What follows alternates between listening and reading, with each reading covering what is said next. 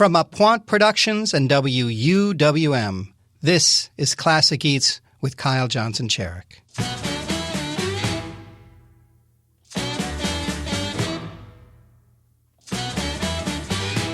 Today on Classic Eats, we investigate the great American culinary tradition called barbecue. My guest, Adrian Miller, is a two-time James Beard Award-winning author, a highly sought-after speaker known as the Soul Food Scholar, and a guest on the highly acclaimed Netflix series High on the Hog, which investigated African-American foodways. Join us for a seat at the table for Classic Eats and barbecue.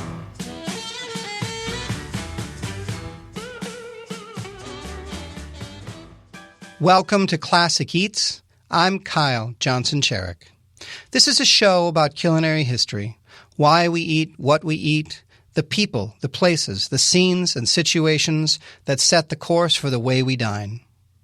Each show, we pick a thing, a person, a drink, a movement, or an object that made its mark on what we call food.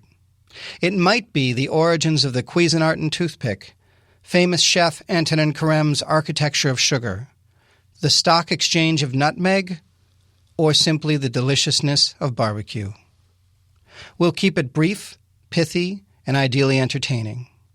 For this show, I sit down with culinary historian and two-time James Beard Award-winning author Adrian Miller. He's a former member of the Clinton White House and a certified barbecue judge.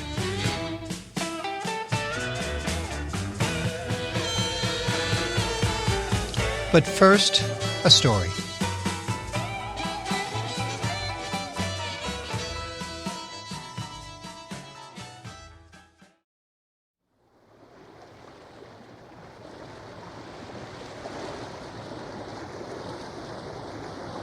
It's 1593, and the expedition is going quite well.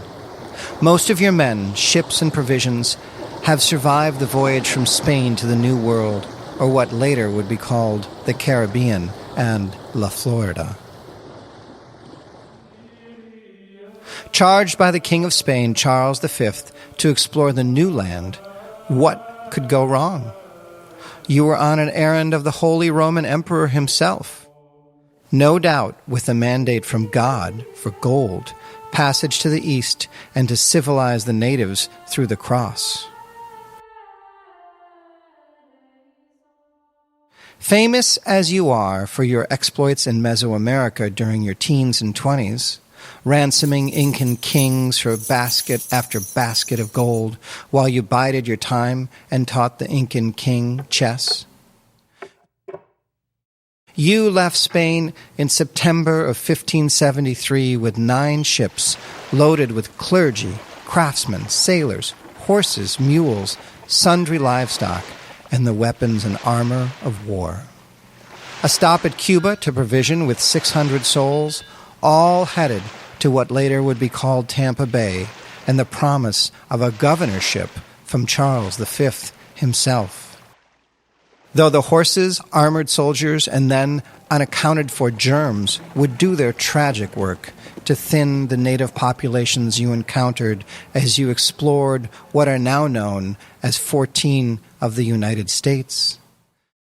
Perhaps the longest legacy you left after dying 3 years later would be the pig and how it is best to cook it.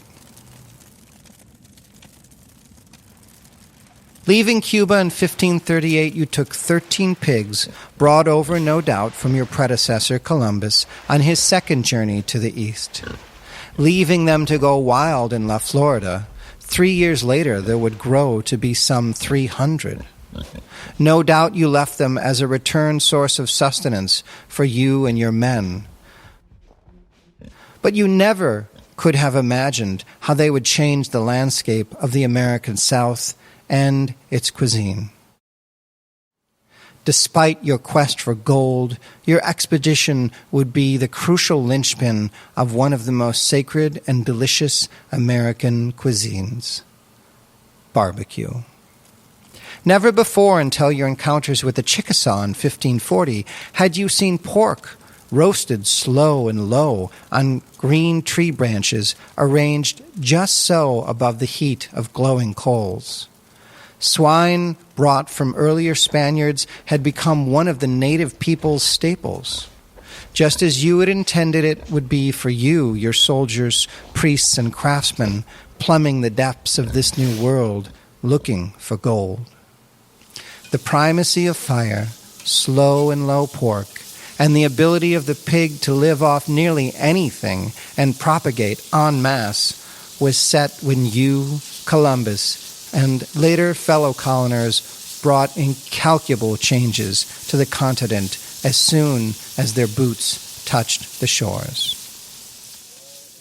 Not your language or settlements would persist in this new North America, but the animals you brought, most especially the pig, so perfectly suited with its blend of protein and fat flavors, would become a seminal foodway in this new America, long after all but historians forgot your name.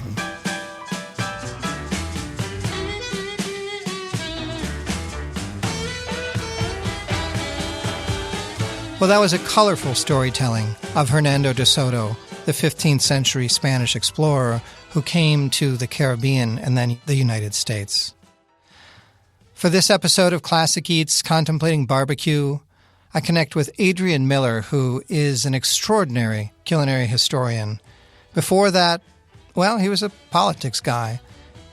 He's won 2 James Beard Awards, and he is, in my mind, the unequivocal source of barbecue knowledge, history, and perspectives living in America right now.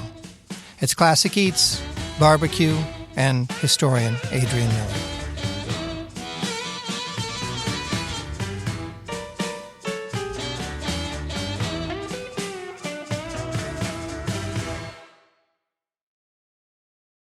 So what is an Adrian Miller?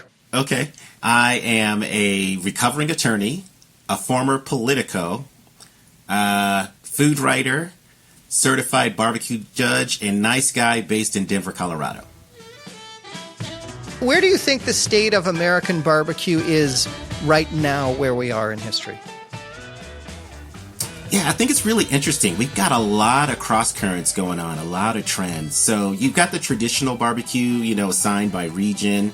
Although I have to say, it's just the it moment for Central Texas barbecue. They are taking over everything. And I think part of it is, one, it's delicious, but they're proud of their culture. And as Texans move to other places, they said, y'all don't have this? Well, we're going to introduce it. So some of the hottest barbecue restaurants now are in the bastions of these other barbecue traditions, which I think is, it's a mixed blessing, because I want these regional traditions to thrive and continue. But I've been able to travel around the world, and Texas barbecue is showing up everywhere. Wow. So that's interesting. I think the other things that are interesting are just kind of the fusion as people are looking to other cultures. So you're seeing a lot of Asian American fusion, Vietnam, Laos, Thailand. I think that's all really interesting.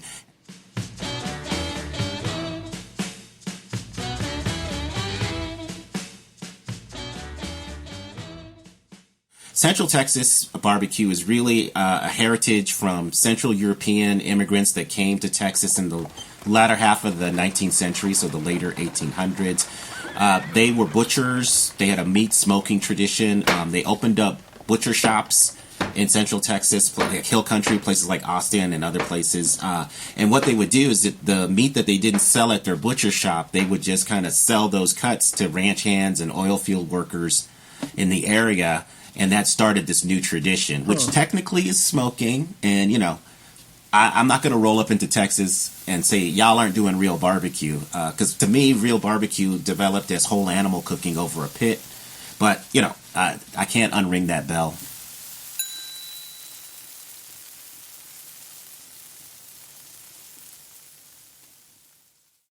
I introduced this show talking about Hernando de Soto, who did travel through 14 states, being the one to bring pigs to Floridian shores.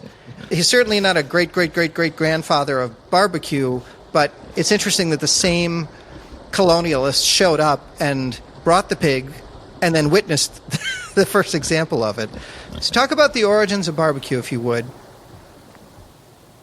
When I talk about the barbecue story in the Americas, I start with what we now call the Dominican Republic and Columbus's second voyage. So when they show up, and this is the early 1490s, they approach the beach. There are no humans around, but they see a framework of green sticks, green wood with some meat and vegetables on top, even something they really can't recognize, which we later found out was iguanas. And true to a sign of things to come, they went on shore and helped themselves to all the food without asking. And then the indigenous people show up, and they're just like, oh, there's a cultural exchange. So the word barbecue really is what the indigenous people were using to describe the wooden frame that was cooked, where the food was cooked, right, over the slow fire. So barbecue becomes applied to the food in the cooking process much later. So as you said, people like DeSoto and others, when they go to what we now call the United States and they're going through the American South, they see various types of cooking done by indigenous people.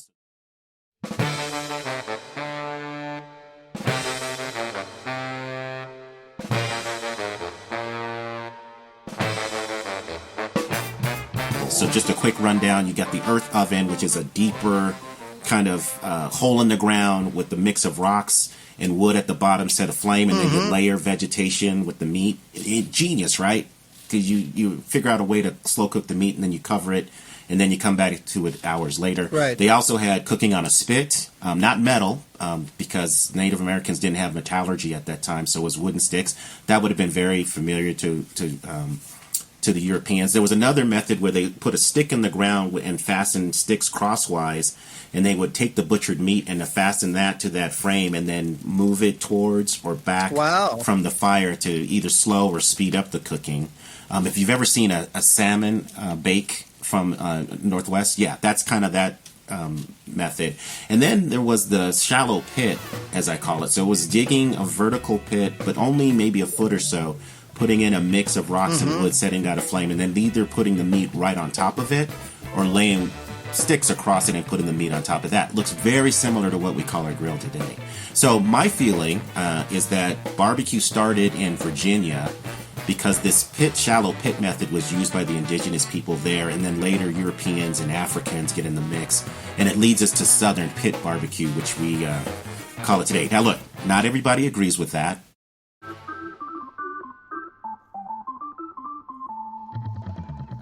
I think they're wrong, but I think the evidence really points to Virginia as kind of the birthplace for this.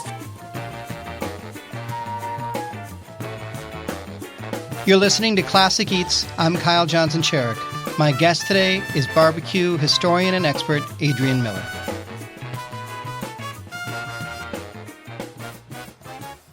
I just love the story of the European influences in why vinegar is preeminent in the Virginia area because of the English bringing in their vinegars and things like that, and the mustards and the tomato and that sort of thing. I know the topographical story, but I know that you're going to do a much better job in going deep. So if you would indulge. So the earliest meat was European animals, right? So pork, cows, sheep. And the sauces, like you said, were vinegar because that was the sauce that the English and Europeans used. And it was part for flavor, but also as preservative as well. So they had this kind of double function of killing microbes and all other kinds of stuff. And so the earliest barbecue sauce in Virginia and North Carolina we see is just this vinegar with some spices, usually red pepper, maybe some other spices. And the thing was, that sauce was added throughout the cooking process. So somebody's job was to walk up and down the pit and just mop the carcass with that. And so it gives it a depth of flavor. So I have an attitude about these restaurants now that have all these different sauces on the table, and they say, make it North Carolina style by squirting some at the very end. Nah, that's not. But then another interesting thing that happens in North Carolina is in the eastern part, where the earliest barbecue traditions are born, it's whole animal cooking. But then when you get to the western part, later migration, especially from Central Europe, it's more about pork shoulders, at least in the early days. Okay. And you see the gradual addition of tomato because that shows the slow acceptance of tomatoes because people thought they're part of the nightshade family. which is poisonous. Tomatoes are probably poisonous, and so you start to get a little tomato there. Western North Carolina will have a touch of tomato, and they're still vinegary sauce. And you see this kind of tomatoey vinegary sauce throughout the Deep South. So that's a template sauce to me that I think is a Deep South sauce. And then in South Carolina, you've got the whole animal and the pork shoulder, as well as the introduction of this mustard-based sauce, which I have to tell you, I am becoming a big fan of these mustard-based sauces. That may be starting to become my favorite sauce. It's going to take a minute, but I'm loving these sauces. I'm starting to come around to the mustard-based sauces, too. If I understand the influences, it was the French and Germans that kind of brought that taste profile in. And you see that kind of style in South Carolina. You see it in northern Florida as well. So really good stuff. And then I think there's a deep South style of barbecue, which is kind of Georgia, Alabama, Mississippi, pork spare ribs, pork shoulder, chicken is part of that. Brunswick stew, which is a chicken and vegetable stew. And then you have these soul food side dishes often served with Southern barbecues. You're going to have greens, in addition to the German sides, right? The baked beans, the potato salad, and things like and coleslaw. You're going to have collard greens. Mac and cheese now is a barbecue side. Fried okra is now the barbecue side. Cornbread, which I don't understand because cornbread crumbles so much. I don't know why people try to do that with barbecue. Can I get an amen? Yeah. So that's interesting to me. And then you get to Memphis, which I think is barbecue's funky town, because in addition to pork spare ribs that are Greek seasoning, people call that dry, or just the kind of charcoal broiled or cooked ribs. How did Memphis evolve as the dry rub kind of central location? If I understand that's like what Memphis claims as their flavor profile. Yeah, so you'll find this with a lot of regional barbecue styles. It's just one dude decides to cook one way and everybody starts copying him. So it's really because of Charlie Vargos, this Greek immigrant, opens a joint in the 1920s, 30s, I can't remember the exact date, and he charcoal broiled his ribs, but he put Greek seasoning on them. And that becomes dry ribs. And so now we have this false dichotomy of dry versus wet, but it just endures, right? And so that's how it started. Just that one guy.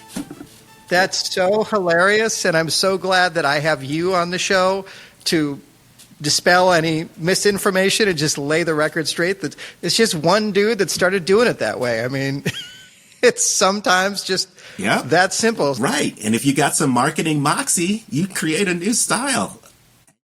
This is Classic Eats. I'm Kyle Johnson Cherek, and we're talking with Adrian Miller, barbecue historian and expert.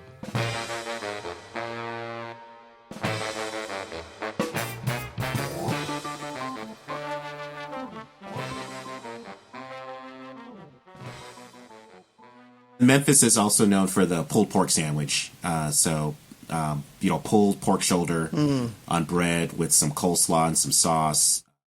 So you've got this area, kind of southern Illinois, Kentucky, where you've got things like mutton, and then also they have a thing called pork steaks, which is pork shoulder, which is frozen, and then they cut it like a quarter of an inch, maybe an inch, and then when you order it, then they slap it on the grill for some char, and it's served with a spicy sauce. This is something you really see in southern Illinois, kind of Kentucky. And then you get to Chicago, which I think has its own defined barbecue style, which is rib tips, hot wing sausage, and chicken with fries. I'm sorry, I skipped over St. Louis, which has ribs and snoots, which is the end of the pig snout. Which is smoked till it's crispy, and actually it's quite good if you get really good stuff. And then we're going west. You've got my favorite barbecue style, which is Kansas City. Kansas City was an agricultural crossroads town. So Kansas City, man, everything goes. So you've got pork spare ribs, you've got shoulder, you've got mutton, you've got ham.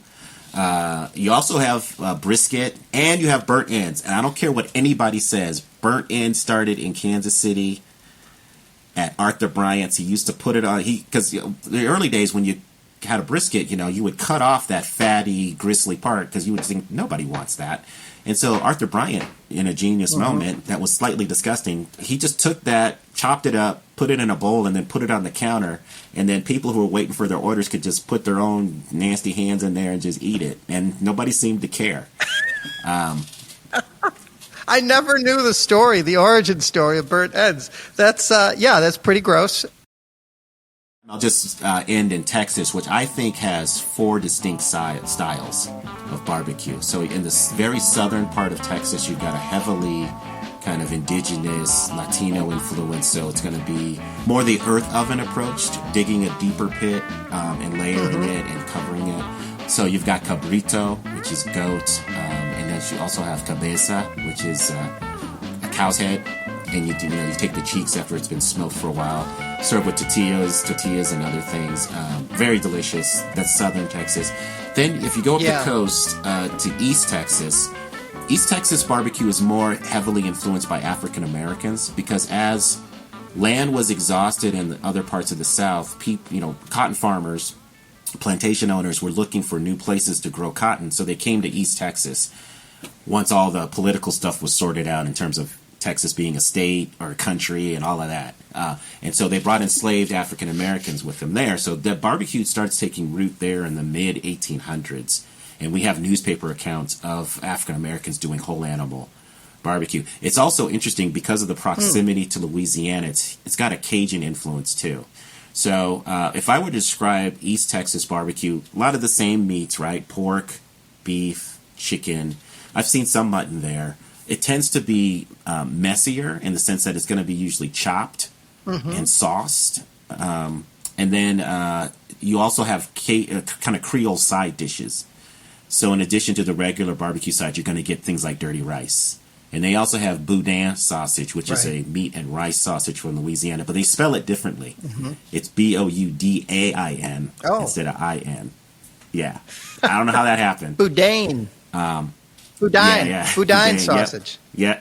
So Central Texas, and it's a mix, right? Because you've got African Americans in Central Texas who are still doing pork, doing the spare ribs and other things. But Central Texas is most known for brisket and sausages called hot guts. In African American circles, we have a sausage tradition. We call it hot links. And it's a coarsely ground, very spicy sausage. Hot guts are looser and juicier.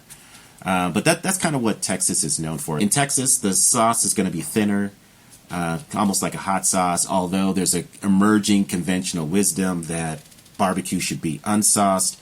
I'm going to step out and say on behalf of all African Americans, we would say, says who? Because in black barbecue traditions, the sauce is really what sets you apart. People, it's just assumed that you're going to know how to make the meat. So it's the sauce that is distinctive. I've always wondered why New Orleans doesn't have a stronger barbecue tradition. Because when you look at the other cities that do, they're river cities, right? You got great migration. You have all these ingredients either being grown there and exported or being imported, but access to them. They're entrepôts, right, as a city. And New Orleans, certainly. I mean, Lincoln said, if we lose New Orleans, we've lost the war. I mean, crucial city. So why, with the strong African-American population, on and on and on, why don't they have a stronger barbecue tradition? I got to tell you, I've been scratching my head about the same thing for the last 10 years as I've been studying this. So a lot of my research is looking through old newspapers, and there's certainly accounts of barbecues happening in Louisiana, but for whatever reason, it was just never part of the culinary culture the way that it is in other parts of the South. And like you, I'm trying to figure that out. Now, there's somebody who argued with me after one of my talks. He came up to me and he said, cochon de lait, that's barbecue. I said, I don't know, man. I don't know if that is. And he was really, he was ready to fight about it. And that's part of the thing I love, right? These food topics. So I think somebody from Louisiana would say, well, cochon de lait is our version of barbecue.